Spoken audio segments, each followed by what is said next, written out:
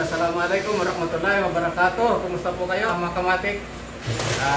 Welcome to my channel. Video ito ay magsusulo na si Master Gio ng pagbubuo ng transmission. Kung napansin nyo, matagal tayo bago mag-upload ng mga overhaul. Ang dahilan ay pare-pareho naman kasi yung ating binubuong transmission. So baka magsawa kayo kapag puro ano na lang, puro gano'n na lang, puro Santape, puro Sonata yung ating ina-assemble at nire-repair. So napagdesisyonan ko na hindi muna ako mag-upload ng mga overhaul at doon muna tayo nag-concentrate sa mga troubleshooting. Gagawa na lang tayo ulit ng mga tutorial sa pag-overhaul kapag nakauwi na tayo ng Pilipinas. So training ko si Master Gio sa pag-assemble ng transmission at pag-repair para siya yung maiiwan dito at tayo ay nakapag-desisyon na mag-for good na. So yung ating YouTube at yung ating tutorial ay sa Pilipinas natin na itutuloy. Pero sa video ito ay pagbibigyan natin si Master Gio na magbuo ng transmission para makita rin ninyo na kaya na niyang maiwan, kaya niya na magsarili. So yun, samahan nyo kami sa video ito para makita ninyo kung paano magbuo ng transmission si Master Gio. Pero bago yun, kung kayo ay napadaan lang sa channel ko na ito at hindi pa kayo nakasubscribe, ay inanyahan ko kayo na mag-subscribe. Pakipindot yung subscribe button at pakiclick yung notification bell para updated kayo sa lahat ng mga video natin gagawin. So yun, let's go. Pagbuuin natin si Master Gio ng transmission.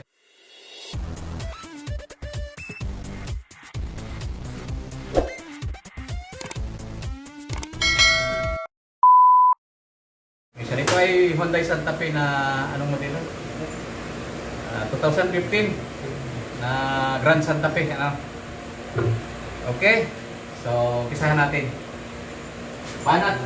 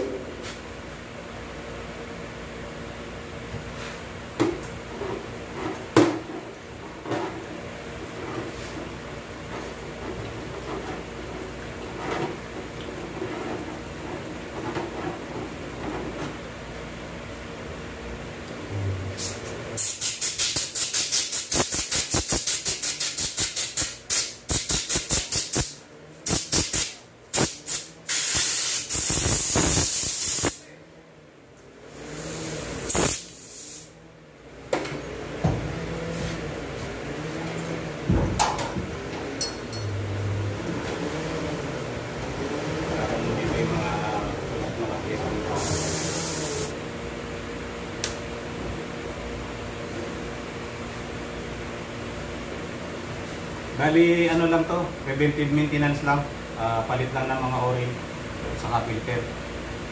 Okay naman siya tumakbo.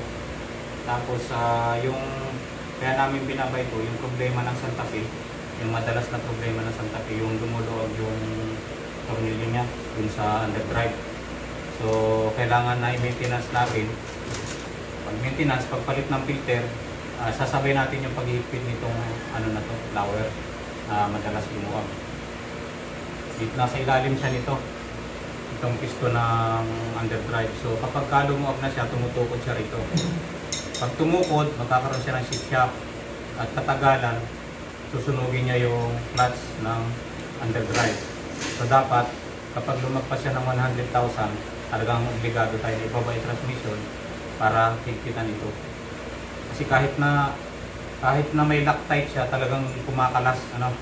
So yun yung preventive na para mataiwas tayo sa malalang pagkasira ng transmission kasi nasusunog yung clutch.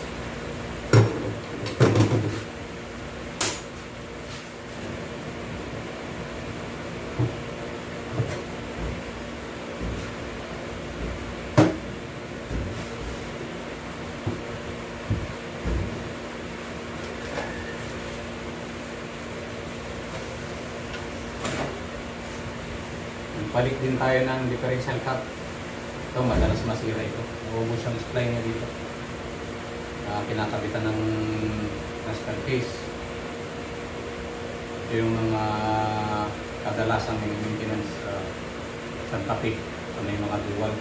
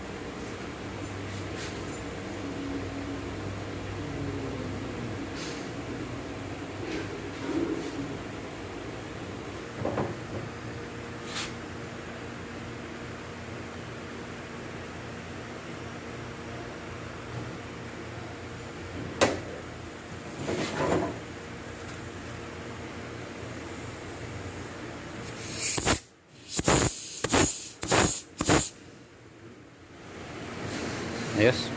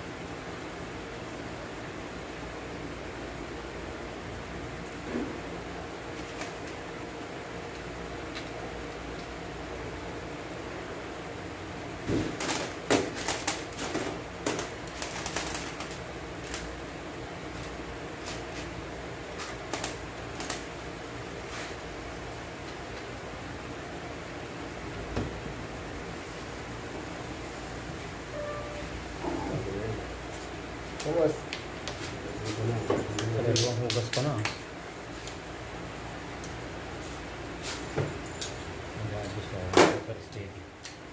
May super steady pala yung ito.